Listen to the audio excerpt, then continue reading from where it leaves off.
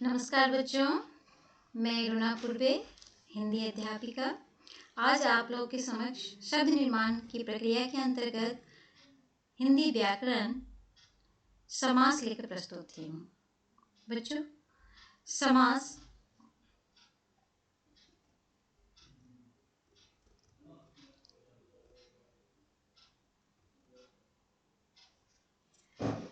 तो आज हम पढ़ेंगे हिंदी व्याकरण के अंतर्गत समास। ठीक है बच्चों, क्या है समास? शब्द निर्माण की एक प्रक्रिया है।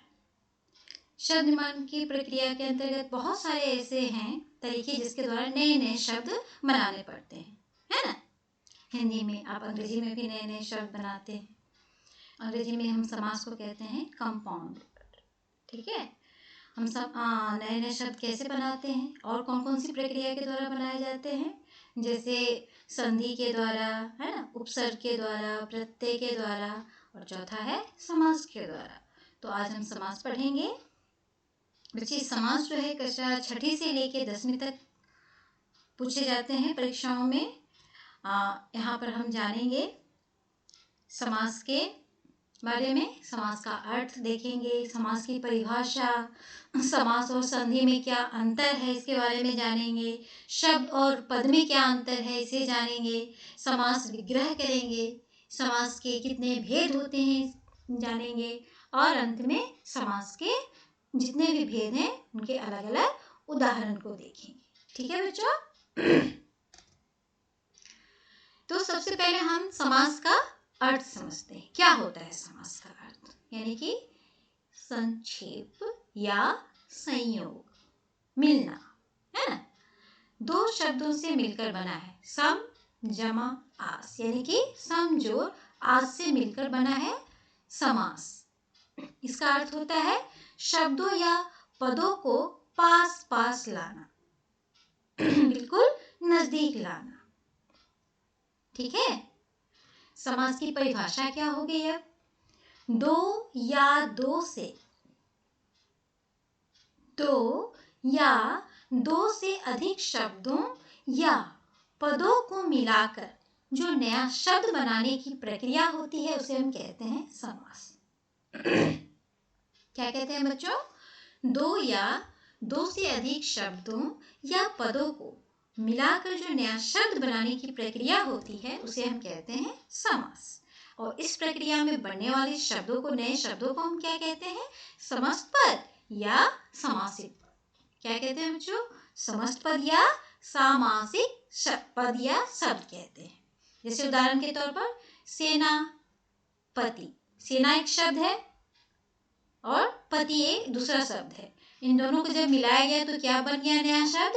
सेनापति, है ना। तो समस्त पद में पहला पद क्या होता है? पूर्व पद, तथा दूसरा पद क्या कहलाता है? उत्तर पद कहलाता है। यानी कि जो पहले आता है उसको हम कहते हैं पूर्व पद। जो पूर्व में आता है, पहले आता है, जो बाद में यानी कि दूसरा पद होता है उसे हम कहते हैं उत्तर पद। देखिए बच्चों, आप प्रश्न उत्तर, पहले प्रश्न आते हैं उसके बाद ही तो आप उत्तर लिखते हैं ना। इसीलिए जो पहले आता है उसे कहते हैं पूर्व, और जो बाद में आता है उसे हम कहते हैं उत्तर पद। ठीक है, आगे बढ़े। आगे देखते हैं समास और संधि में क्या अंतर है ना। क्योंकि बच्चों बहुत इसमें कंफ्यूज हो जाते हैं, दुविधा में पड़ जाते हैं कि समास और संधि में अंतर क्या है। समास में क्या होता है बच्चों? दो शब्दों या पदों का मेल होता है, और संधि में क्या होता है? दो वर्णों का मेल होता है। ठीक है। संधि के भी भेद हैं, स्वर संधि, व्यंजन संधि, विसर्ग संधि, पढ़े होंगे आप लोग प्राथमिक कक्षाओं में, छठी कक्षाओं में, 7वीं में, है ना।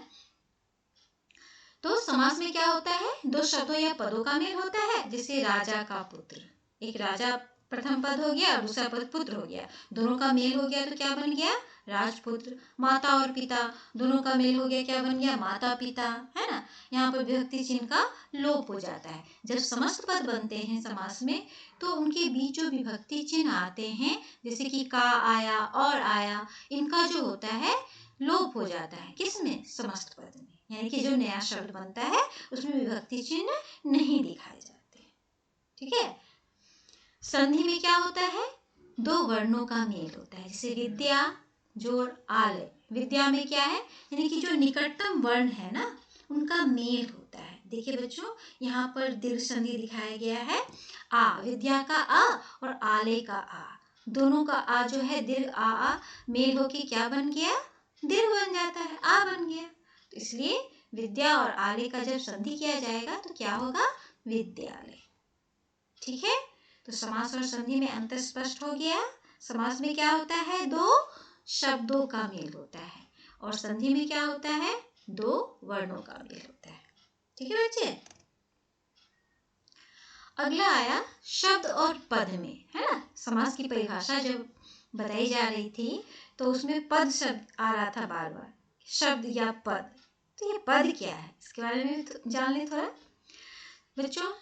शब्द है क्या आखिर, शब्द क्या है, वर्णों का वह सार्थक समूह होता है जो स्वतंत्र होता है ना, वह शब्द कहलाता है। जैसे क ल म, है ना, ये वर्ण है क ल म, इनको जब जोड़ दिया गया तो एक सार्थक यानी अर्थ है कलम, जिसे आप लिखते हैं, कलम शब्द बन गया। और कलम क्या है, स्वतंत्र है। लेकिन जब इसी कलम शब्द का प्रयोग हम वाक्य में करेंगे तो वह क्या कहलाएगा, पद कहलाएगा।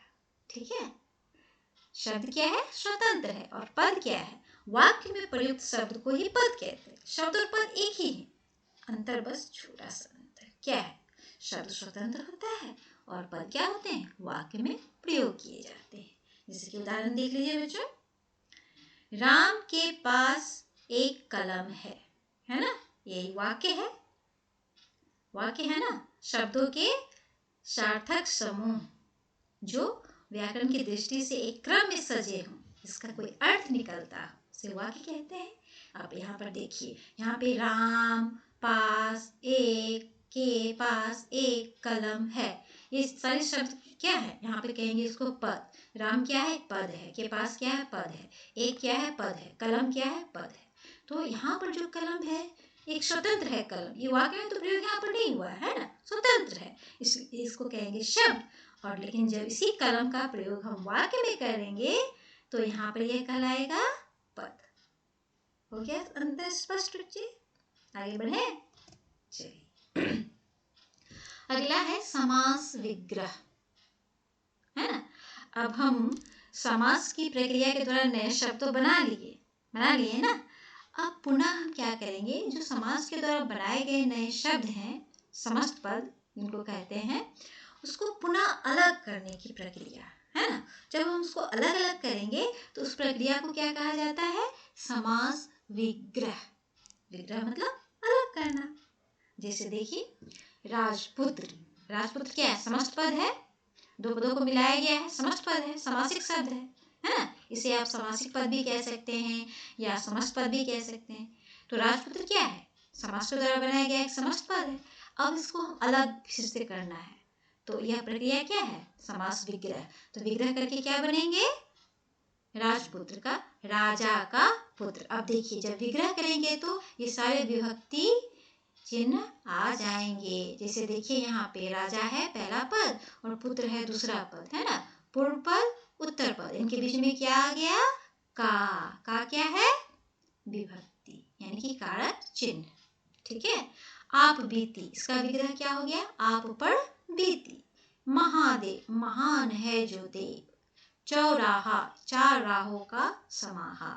ठीक है, तो ये राजपुत्र, आप बीती, महादेव, चौराहा, ये क्या है, समस्त पद है, और इनका क्या किया गया है, विग्रह किया गया है, यानी कि इन समस्त पद को फिर से अलग कर दिया गया है सभी पदों को।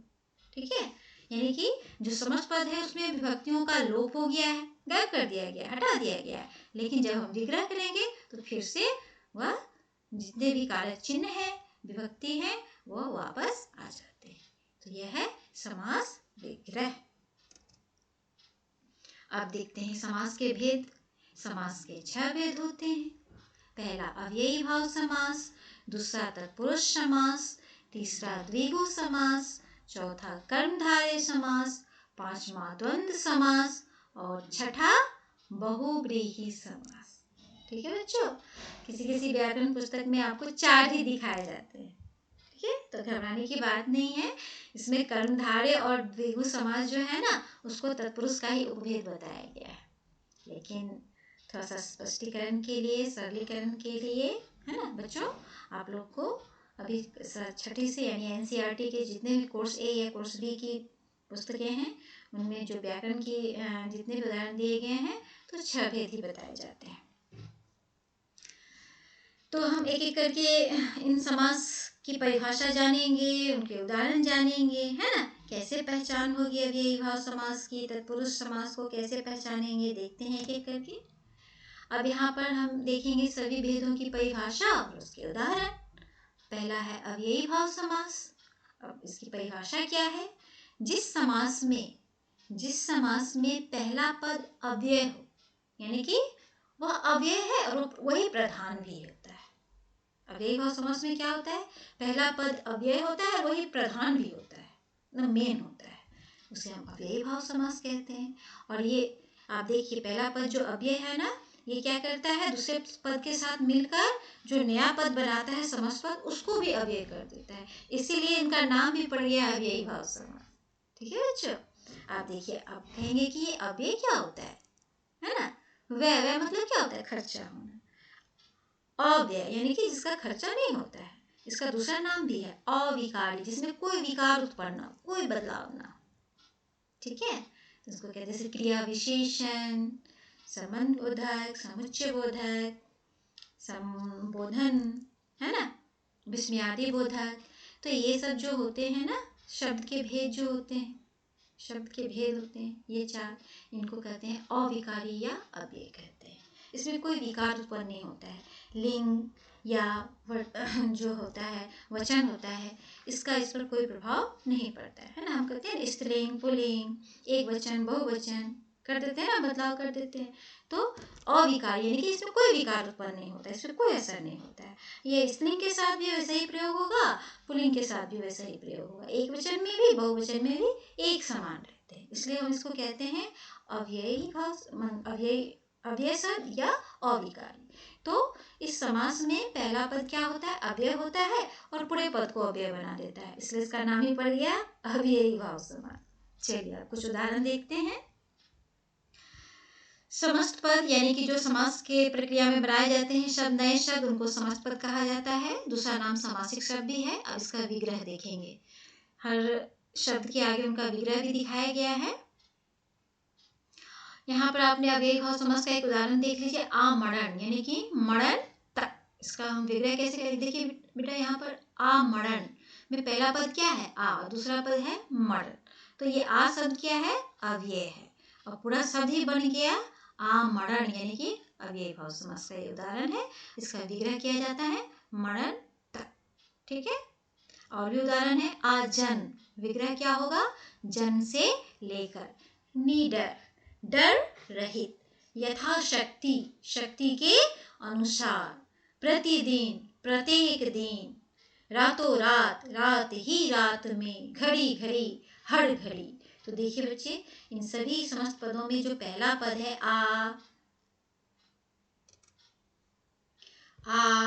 नी, यथा, प्रति, है ना, ही, जब विग्रह करते हैं तब, घड़ी घड़ी में, हर, है ना, तो ये सारे क्या है? अव्यय शब्द हैं। इसलिए जब ये शब्द नए शब्द बनाते हैं तो पूरे अव्यय शब्द ही बना डालते हैं, इसलिए इसे कहा गया है अव्ययी भाव समास। अगला देखें, तत्पुरुष। दूसरा है समास तत्पुरुष समास। ठीक है, परिभाषा जान ले इसकी। जिस समास में पूर्व पद यानी कि पहला पद गौण, मतलब मुख्य नहीं होता है, वो बिल्कुल गौण होता है, साइड में रहता है, तथा उत्तर पद यानी कि दूसरा पद प्रधान होता है, मेन होता है, उसे हम कहते हैं तत्पुरुष समास। समस्त पद का जब विग्रह करते हैं क्या होता है? दोनों पदों के बीच कारक विभक्ति आ जाता है। को, से, के, लिए, का, की, के, में, पर, है ना, 8 होते हैं ना कारक। उसमें से कर्ता और संबोधन जो होता है, उन दोनों को छोड़कर बाकी जितने भी हैं कारक के भेद, उन सब के विभक्ति चिन्हों का यहाँ पर प्रयोग होता है। किसमें? तत्पुरुष समास में। यानी कि उन दोनों पदों को जब हम अलग करते हैं तो बीच में क्या चिन्ह आते हैं? कारक विभक्ति चिन्ह आते हैं। ठीक है, उदाहरण देखते हैं। विद्यालय, अब इसका विग्रह कैसे हो गया? विद्या के लिए आलय, है ना। तो विद्या हो गया पहला पद और दूसरा पद क्या हो गया? आलय, घर। तो विद्यालय मतलब विद्यालय कहने से क्या होता है? कोई स्थान ही ना, कोई घर ही ना, जहाँ पे विद्या प्राप्त किया जाएगा, उसी को कहेंगे ना। आलय के बारे में ही बताया जा रहा है ना, यानी कि दूसरा पद प्रधान हुआ। तो इसका विग्रह कैसे होता है? विद्या के लिए आलय। ठीक है बच्चों, और उदाहरण देखते हैं। स्वर्ग प्राप्त, यानी कि स्वर्ग को प्राप्त। भूख मरा, भूख से मरा। देशभक्ति, देश के लिए भक्ति। दानवीर, दान में वीर। ठीक है, तो ये कुछ उदाहरण है तत्पुरुष समास के। स्पष्ट हुआ बच्चों? क्या होता है तत्पुरुष समास में? पूर्व पद यानी कि पहला पद गौण होगा और दूसरा यानी कि उत्तर पद जो होता है वह प्रधान होता है। ठीक है, तीसरा है द्विगु समास। क्या है? द्विगु समास, जिस समास का पूर्व पद संख्यावाची विशेषण होता है, यानी कि पहला पद क्या होता है? संख्यावाची, काउंटेबल, जिसे हम काउंट कर सकते हैं, गिन सकते हैं, है ना। संख्या 1 2 3 4 5 6 7 8 9 10, है ना, जो गिनने योग्य। तो पहला पद क्या होता है? संख्यावाची विशेषण होता है और वह समूह का बोध कराता है। किसका बोध कराता है? एक समूह का बोध कराता है, वो द्विगु समास कहलाता है। जैसे त्रिकोण, अब त्रि में त्रि मतलब तीन, है ना। कोण, तीन कोना, कोण मतलब त्रिकोण पढ़ते हैं ना, ट्रायंगल जिसे अंग्रेजी में कहते हैं। इसका विग्रह कैसे होगा? तीन कोणों का समाहार। समाहार का अर्थ होता है समूह। ठीक है, कुछ और उदाहरण देख लेते हैं। तिरंगा, तीन रंगों का समाहार। समाहार का अर्थ समूह होता है। पंजाब, पंजाब है ना, एक राज्य का नाम है। अब इनका विग्रह कैसे होगा? पांच आबों यानी कि नदियों, पांच आबों का समूह। पंजाब में 5 नदियां बहती हैं, उन्हीं के नाम पर उस राज्य का नाम पड़ गया पंजाब। नवरात्र, देखिए नौ, नौ मतलब नौ, नंबर 9, 9 रातों का समाहार, नवरात्र। शताब्दी, शत मतलब 100, है ना, शताब्दी यानी कि 100 वर्षों का समाहार। सप्ताह, सप्ताह मतलब सप्त यानी कि 7, यानी कि 7 दिनों का समूह। ठीक है बच्चों, तो यह तिरंगा, पंजाब, नवरात्र, शताब्दी, सप्ताह, ये किसके उदाहरण है? द्विगु। इन सब में देखिए पहला पद ती, पन यानी कि 5, नव मतलब 9, शत मतलब 100, सप्त मतलब 7, ये पहले पद क्या हो जाते हैं?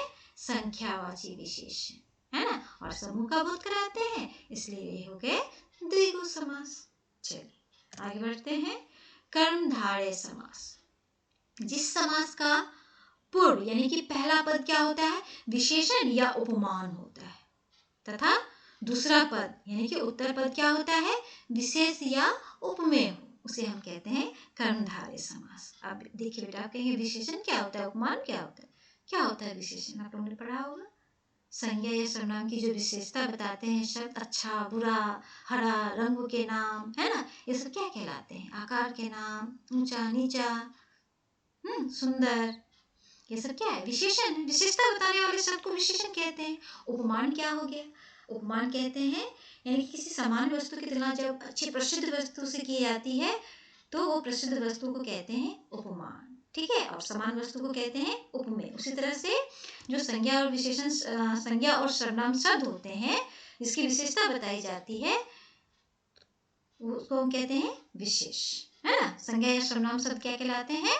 विशेष। और जो विशेषता बताने वाले शब्द होते हैं उसको हम कहते हैं विशेषण। तो क्या होता है कर्मधारय समास में? यानी कि पहला पूर्व शब्द क्या होता है?